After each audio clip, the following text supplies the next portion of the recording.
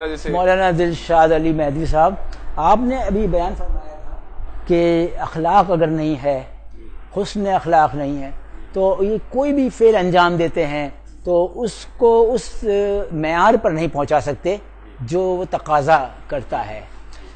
اچھا، جتنے بھی ماہرین علم اخلاق ہیں انہوں نے بہرحال ایک بات جو مشترک اس میں بتائی ہے، وہ معاشرے کی بھلائی کے لیے جو کام ہو اور جو برائی اور بھلائی میں تمیز کرے، نیکی اور بدی کے درمیان ایک امتیاز قائم کرے، وہ اخلاق ہے۔ تو اب روزہ جو ہے، آپ کیا سمجھتے ہیں کہ نیکی اور بدی کے درمیان امتزاج کو اپنے عروج کی طرف پہنچاتا ہے؟ ہم یہاں پر ضرور اس بات کی طرف توجہ دلائیں کہ خلق، جس کی جمع اخلاق ہے، وہ انسان کے اندر موجود صفت کا نام ہے۔ ایک اچھی صفت انسان کے اندر جب ملکہ بن جائے تو وہ اخلاق بن جاتی ہے، بری صفت جب ملکہ بن جائے تو وہ اخلاق کہلاتی ہے۔ اخلاق بری صفت کے لیے بھی آتا ہے، اچھی صفت کے لیے بھی آتا ہے، مگر اس اخلاق جو اچھی صفت کے ساتھ آپ کے وجود میں صفتیں موجود ہیں اور راسخ ہو چکی ہیں، عادت سے بڑھ چکی ہیں، ملکہ یعنی جو عادت سے بھی بڑھ چکی ہوں۔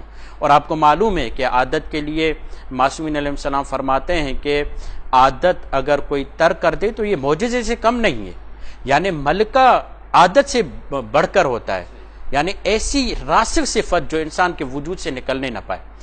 اور روزہ اللہ کی بندگی کی جو صفت ہے اس کے مظہر کا نام ہے۔ روزہ اللہ کی بندگی کے مظہر کا نام ہے۔ اور پھر ہم یہاں پر توجہ دلائیں، عام طور پر دوستان یہ سوال کرتے ہیں کہ ماہ رمضان کی فضیلت کیوں ہے، ماہ رمضان کی عظمت کیوں ہے؟ تو شاید ہم یہ سوچتے ہیں کہ ماہ رمضان کی فضیلت اس لیے کہ اس میں روزہ ہے۔ ماہ رمضان کی فضیلت اس وجہ سے نہیں ہے، قرآن خود بتا رہا ہے، شہر رمضان الذی انزل فیہ القرآن ھدی للناس وبینات من الھدی۔ قرآن کی عظمت اس لیے کہ قرآن کو اس ماہ رمضان میں نازل کیا گیا ہے۔ پھر روزہ کیا ہے؟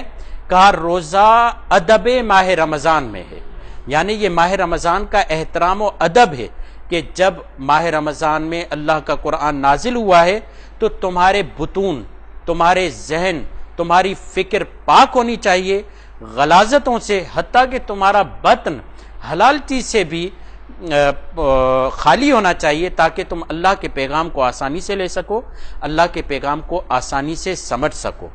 یہ جب انسان اس روزے کو اختیار کرتا ہے تو بہت ساری اس روزے کے ذریعے اللہ کی صفتیں اس کے وجود میں آتی ہیں، اللہ کی صفتیں۔ اور آپ کو معلوم ہے، قبلہ بھی جانتے ہیں کہ اللہ چاہتا ہے یہ انسان میرا خلیفہ بنے، اور خلیفۃ اللہ تب تک نہیں بن سکتا جب اللہ کی صفتوں کو اپنے وجود میں نہ لے۔ اللہ کی صفتیں جب اس سے متجلی نہیں ہوں گی تب تک وہ خلیفۃ اللہ نہیں بن سکتا۔ تو یہ مرحلہ ہے اسے خلیفۃ اللہ بنانے کا۔ تو روزہ جب رکھے گا تو وہ خلیفۃ اللہ کے مرحلوں میں پہنچے گا۔ اب جب روزہ رکھے گا، اللہ کی کیا صفت ہے؟ رحیم ہے۔ اللہ کی کیا صفت ہے؟ کریم ہے۔ اللہ کی کیا صفت ہے؟ مہربان ہے۔ جب اس کے اندر رؤفت و مہربانی آئے گی، آپ مجھے بتائیں وہ قوم جو روزہ اس لیے رکھتی ہے تاکہ بھوکوں کی بھوک کا احساس کر سکے، وہ ٹیررسٹ کب ہو سکتی ہے؟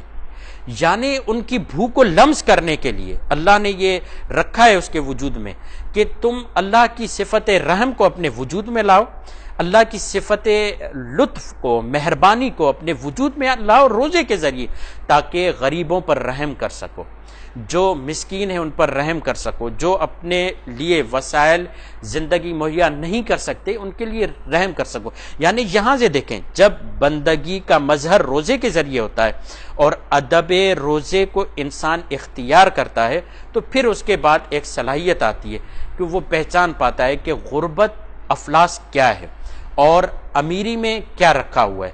پھر اس طریقے سے وہ اچھی بری صفتوں کو جاننا شروع کرتا ہے۔